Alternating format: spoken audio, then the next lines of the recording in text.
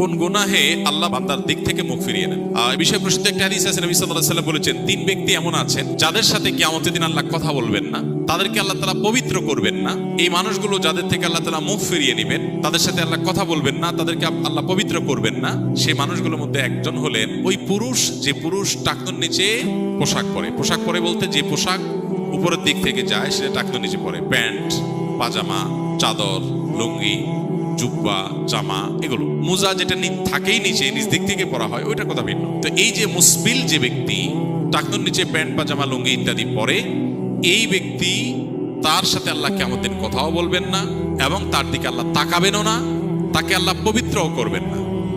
এই তিনটা ভয়াবহতা এই ব্যক্তির জন্য আছে, যে ব্যক্তি টাকনুর নিচে প্যান্ট, পাজামা, লুঙ্গি পরে। আমাদের দেশে অনেকে আছেন মসজিদে নামাজ পড়তে আসলে তখন প্যান্ট ভাঁজ করে। অনেক মসজিদে মুয়াজ্জিনরা মাইকে বলেনও যে টাকনুর নিচে যাদের প্যান্ট আছে প্যান্টগুলো উঠায় নেন। 2 নম্বর হলেন ওই ব্যক্তি, যে ব্যক্তি কাউকে দান করে খোঁটা দেয়, অথবা যাকে দান করেছেন তাকে নানান কথা দিয়ে কষ্ট দেয়। দান করেছেন, আল্লাহর কাছে আশা করবেন এর বিনিময়।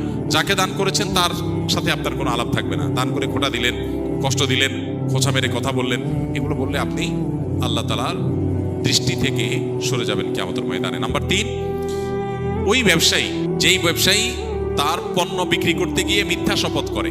এখন তো ঘরে ঘরে ভাই আল্লাহর কিনা, এটা কিনা পড়ছে এত, ভাই কিনতেও পারে না এত টাকা দিয়া, মিথ্যা কথা। তো এই ব্যবসায়ী যে তার পণ্য বিক্রি করার প্রয়োজনে মিথ্যা শপথ করে ক্রেতাদের সাথে, কাস্টমারের সাথে, তার দিকে আল্লাহ তাকাবেনও না, তাকে পবিত্র করবেন না এবং কিয়ামতের দিন আল্লাহ রাব্বুল আলামিন তার সাথে কথাও বলবেন না। আল্লাহ আমাদেরকে